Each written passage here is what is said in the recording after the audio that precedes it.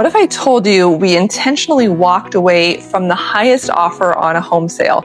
Not because we made a mistake, but because it was actually the smartest decision for the seller. You are helping your parents move and sell their home, especially one that has not been fully updated, that's kind of old-fashioned looking. This is a story that you absolutely need to hear. I'm gonna walk you through exactly how we positioned this like Brady Bunch style home to win in today's market. We created multiple offers in just one weekend, and we chose the right buyer who did not happen to be the highest priced buyer. So I'm going to tell you about that. And I want you to avoid the costly mistakes that I see other families making all the time when they're selling these older probate estate sale homes, or people are downsizing out of their family home that they've owned for 50 years. The names have been changed to protect the innocent. So Chrissy came to me to help sell her parents' home. Her mom had passed a couple of years ago. She actually found me here on the YouTube channel, and like many homes in Seattle,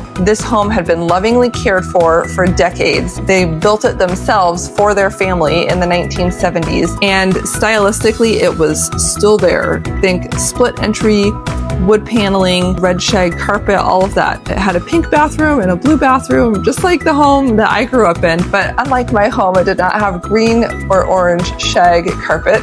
They did red instead. But here's what made it interesting. So before her mom passed, she had already invested in the big ticket items to improve the home. They had a new roof. They had updated the siding.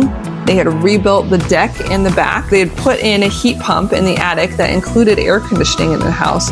So structurally, the home was really solid, but cosmetically, it was not competing with the fully remodeled homes that you might expect to see in the market, kind of the Pinterest-ready homes. When we looked at comps, we made a very intentional decision. We tried to price it conservatively, not because it wasn't worth more, but because we wanted to attract the right kind of buyer, someone who could see the opportunity and have a live-in flip, as they call it. So they could move in, everything was functional, they could cook, they could use the bathroom, and then they could say over time, I'm going to update this to the way that I want it to be. I'm going to change out the carpets. I'm going to repaint the rooms, those types of things. So then we put it on the market, and the first weekend, it blew up. Over 10 showings. 4 of the people asked for the inspection, so it wasn't converting like crazy. A lot of people were viewing it though.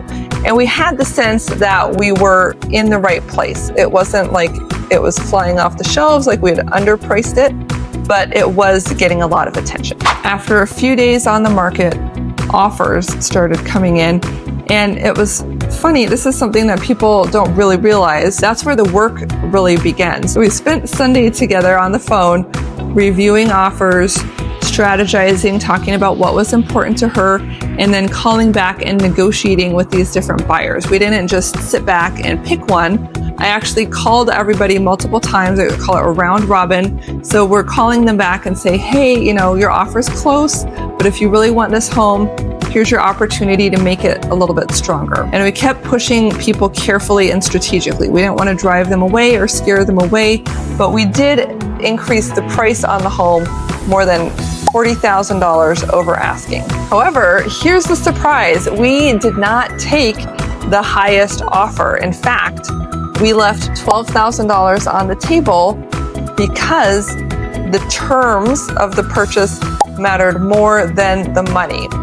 The buyer we chose had no inspection contingency, no financing contingency, and a very large down payment. And they'd been to the property multiple times, and there was just very strong confidence on both sides that they would close.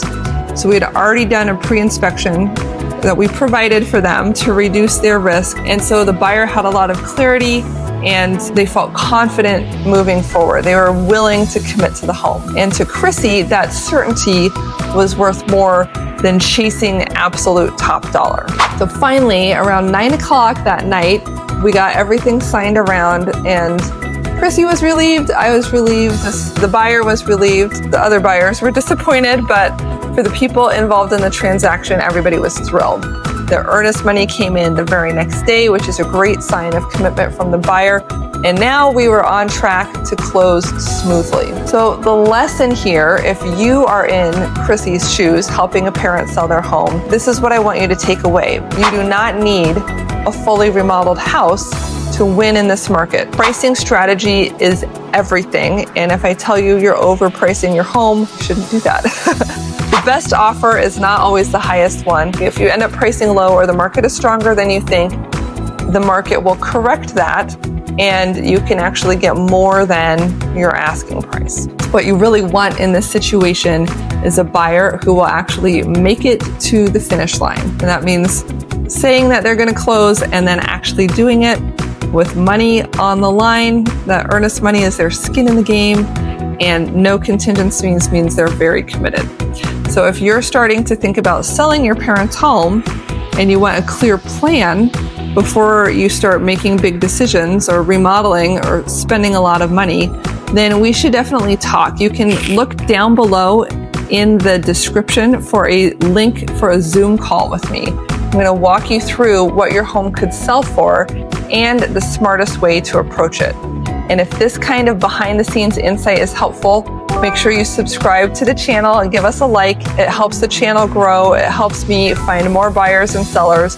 And this is where I share real stories like this every week so you can make confident, informed decisions for your family.